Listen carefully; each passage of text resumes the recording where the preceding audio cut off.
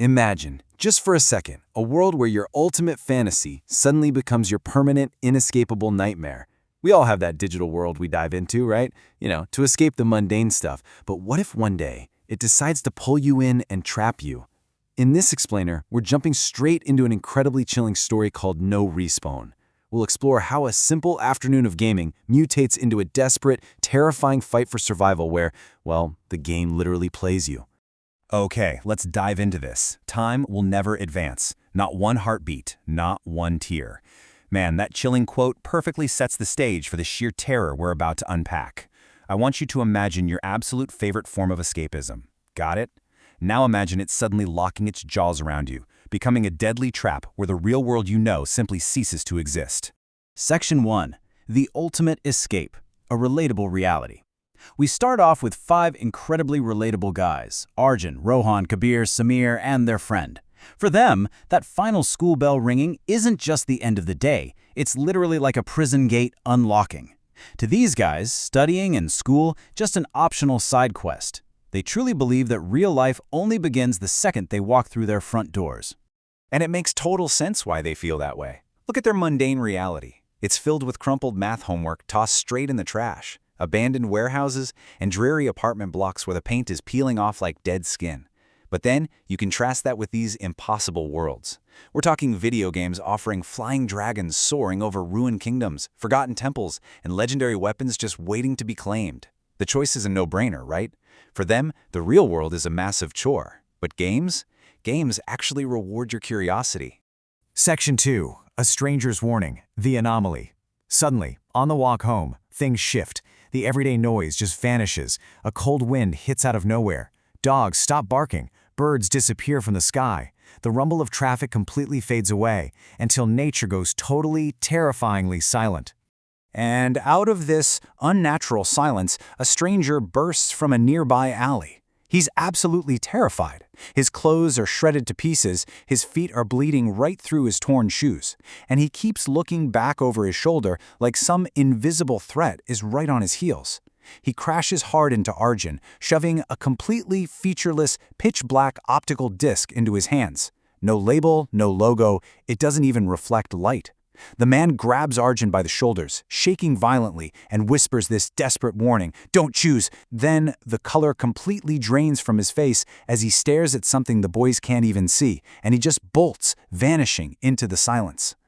Section 3. Crossing the Dark Threshold, Booting Up. Fast forward to Arjun's darkened room. The curtains are drawn tight, the console is humming softly, and despite that absolutely bizarre encounter, curiosity wins out. They take that perfectly black, unlabeled disc and slide it straight into the machine. Now what's really wild here is how agonizingly slow this boot-up sequence is. Just 1 second in, there's this awful grinding sound from the drive, like nothing they've ever heard. At 3 seconds, the screen is still pitch black, just emitting this rhythmic click, click, click. 5 seconds in, a single white word appears on the screen: Start. Notice there's no music, no splash screens, no menus. Finally, at the 10-second mark, it gives them 2 stark options: single player or multiplayer. And despite the overwhelming creepiness of it all, Rohan just shrugs it off and confidently selects multiplayer. The very second he clicks it, the room drops dead silent. The console physically shuts off, but the television stays perfectly black. And then, their reflections appear on the glass. In the real world, the boys are standing there, totally frozen in fear, not speaking, not moving. But in the reflection, the delayed reflections are breathing. They're acting completely on their own. And then, one of the reflections smiles this impossibly wide, unnatural smile, even though not a single one of the real boys had moved a muscle. It goes from creepy to absolute physical horror in an instant. The surface of the television actually bulges outward like it's made of rubber, or worse, like human skin. A wet, sickening cracking sound echoes through the bedroom, and 5 pale hands burst right through the glass. But these aren't normal hands. The skin feels freezing cold, and the fingers are full of tiny moving teeth. The boys absolutely scream.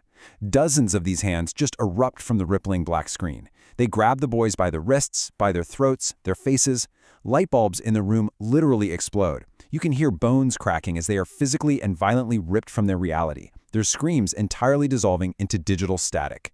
Section 4. Awakening in the Glitch, the Nightmare.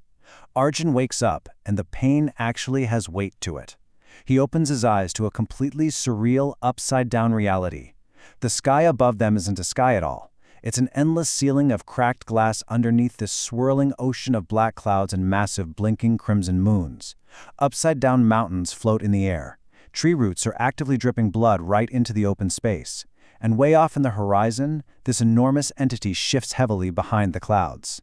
And then, the system forces them to integrate. But this is not your standard, fun character creation menu.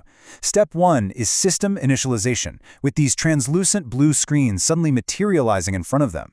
That quickly escalates to Step 2, and then Step 3.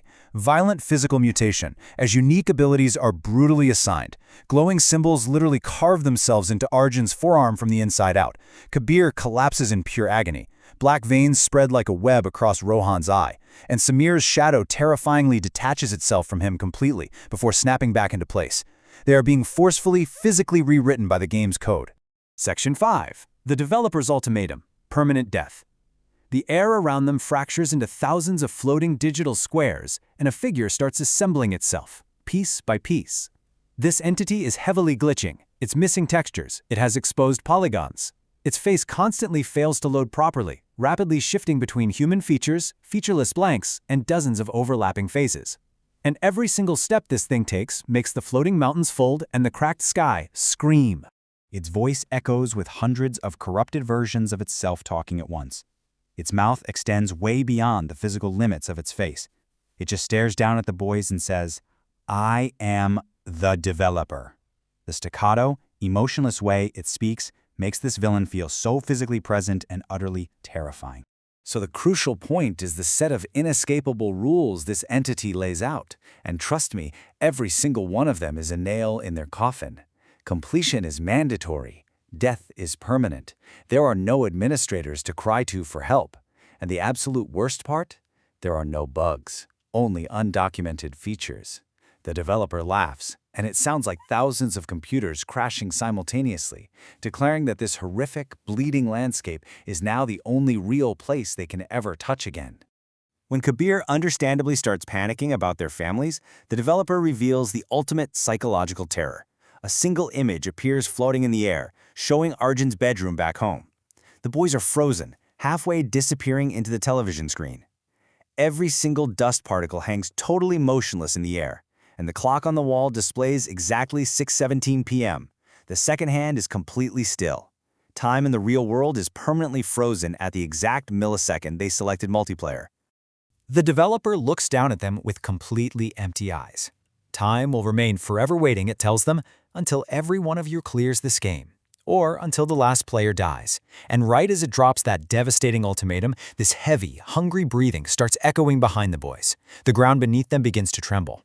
Emerging from the crimson fog of the ruins, an impossibly tall silhouette begins to rise. It has far, far too many arms, and it is looking directly at them. The game has officially begun. And that leaves us with a deeply, deeply unsettling thought. I mean, we all love to escape into these digital worlds, right? To feel powerful, to be the hero of the story. But if the tables were turned, if you were thrown into a terrifying, glitched reality with permanently locked exits and absolutely zero respawns, how long would you actually survive? Thanks for exploring this absolute digital nightmare with me today in this explainer. Let's hope your next gaming session goes a lot smoother than theirs did.